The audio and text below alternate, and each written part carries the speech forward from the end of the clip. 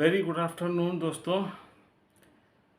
क्या आपके मुंह से बदबू आती है? कभी कभी आपने इस तरह से किया हो और आपको स्मेल लगी हो, उससे आपको फील हुआ हो या किसी दूसरे ने आपको टोका हो कि आपके मुंह से तो स्मेल आती है, तो बड़ा एक एम्बैरेसमेंट फील होता है और इसमें लगता है कि ऐसा मैं क्या करूं। ये रोज़मर्रा की ज़िंदगी में बहुत से लोगों में, स्पेशली बच्चों में, गर्ल्स में, एडल्ट्स में और इसके बाद ओल्डर स्टेज में, सभी में ये प्रॉब्लम दिखाई देती है। चलिए, इसी कंटिन्यूटी में आज हम एक नए छोटे से टॉपिक को लेता हूँ जो डेंटल का है, यानी कि पायरिया, दांतों में बदबू आना, सड़न होना। ये क्या बीमारी है, कैसे फैलती है, इसके क्या कारण होते हैं और हम इससे कैसे बचाव कर सकते हैं। ये दांतों की एक आम बीमारी है जो किसी को भी हो सकती है। इसका जो मुख्य कारण होता है वो हम दांतों की सफाई अगर नहीं करते हैं तो इससे ये पैदा हो जाती है। अगर आप दांतों में स्ट्रक्चर को देखेंगे तो दांत जो है मसूड़ों से घसे हुए होते हैं और उन दोनों के बीच में एक जगह होती है जिसको हम इंटरडोंटल स्पेस कहते हैं।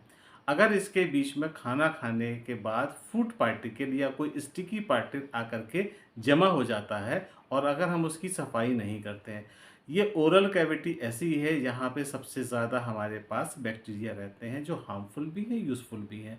अगर बैक्टीरिया रहते हैं और वहाँ पे कोई स्टिकी फूड या कार्बोहाइड्रेट फूड रहता है तो वहाँ पे फर्मेंटेशन होने के कारण जो है वो जमा होने लगते हैं और फिर हम जब सफाई नहीं करते हैं तो ये समस्या पैदा हो जाती है।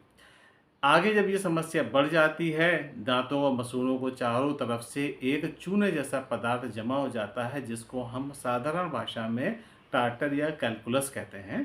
वो बेसिकली अगर देखा जाए तो जो हमारी लार में जितने भी हमारे पास केमिकल कंपोनेंट्स, इनऑर्गेनिक कंपोनेंट्स होते हैं, वही चारों तरफ जम जाते हैं। उनको अगर हम सफाई नहीं करेंगे तो वही हमारे लिए सड़न का एक कारण बनते हैं।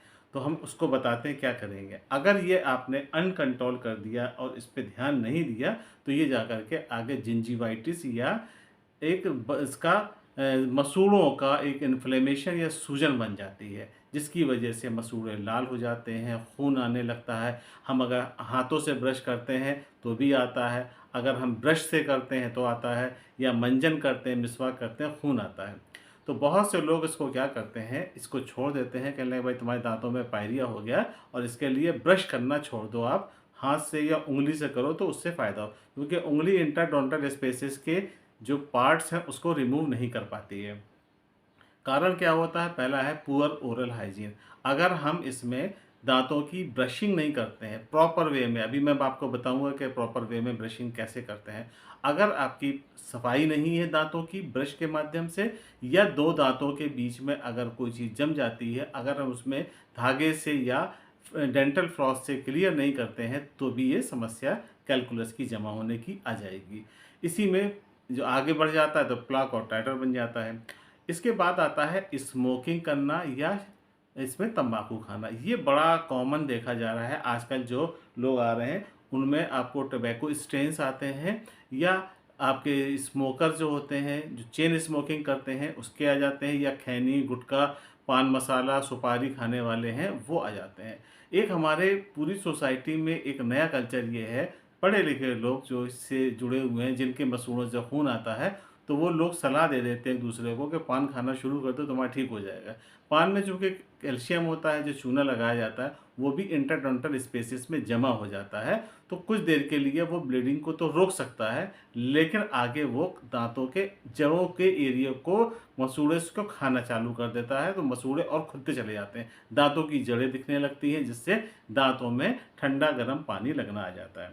कुछ हार्मोनल डिजीजेस हैं, जैसे प्रेगनेंसी के पीरियड में हार्मोन चेंज होते हैं या मीनोपॉज के स्टेज में होते हैं, उसमें भी दांतों से स्मेल आ जाती है।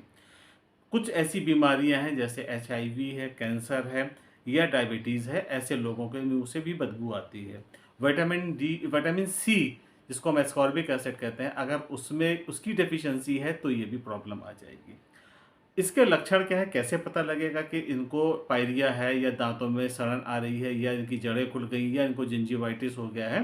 तो मसूड़े लाल होंगे, वहाँ से खून आना चालू हो जाएगा। दांतों में ढीलापन आ जाएगा।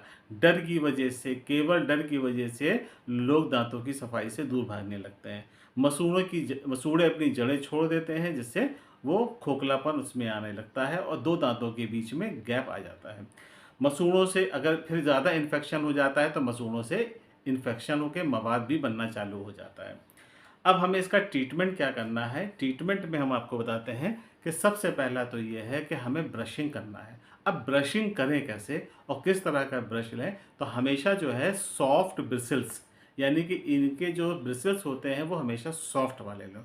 हर 3 से 4 महीने के बाद आप अपने टूथब्रश को रिप्लेस कर दीजिए। और हम लोग नॉर्मली जो करते हैं ब्रश, मैं आपको बताऊँ, आप देखिएगा, जैसे इस तरह से हमारे दाँतों की स्ट्रक्चर है, तो लोग इस तरह से करते हैं। जब इस तरह से करेंगे तो डेफ़िनेटली ये जो दाँतों की सरफ़ेस है वो तो क्लियर हो जाएगी। जो इंटरडेंटल सरफ़ेस है उसमें जो भी डिपॉज़िट पार्ट है, जो फूड पार्टिकल है, वो क्लियर नहीं होगा। तो हमें करने के लिए तरीका क्या है? इस तरह से। ऊपर के दाँत को नीचे से ब्रशिंग करना है, इस तरह से, और नीचे के दाँतों को ऊपर से करना है, ये ऐसे। जैसे आप नीचे से कोई चीज़ निकाल रहे हैं। दूसरा ये कि हर खाना खाने के बाद आपको इसी तरह से प्रॉपर वे में ब्रशिंग करनी है, अप एंड डाउन करनी है, इस तरह से रगड़ना नहीं है आपको ब्रश ब्रश में। दूसरा, अगर इसमें से आपको कैलकुलस लगता है कि दाँतों में जमाव आ गया है, तो आप एक अच्छे डेंटिस्ट के पास जाइए और वहाँ पे दाँतों की स्केलिंग होती है, जिसको हम दाँतों की सफाई कहते हैं। ये मैनुअल भी होती है और मशीन के माध्यम से भी होती है। जो आपको कन्वीनिएंट हो और जो एक्सपर्ट आपको एडवाइस करे, आप करिए।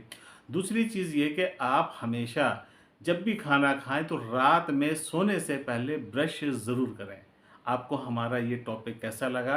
आप कमेंट बॉक्स में आइए और बताइए ज़रूर हमको। हम आपके कमेंट्स का वेट करेंगे और चैनल को सब्सक्राइब भी कर दीजिए और वीडियो को फॉरवर्ड भी कर दीजिए। Thank you so much.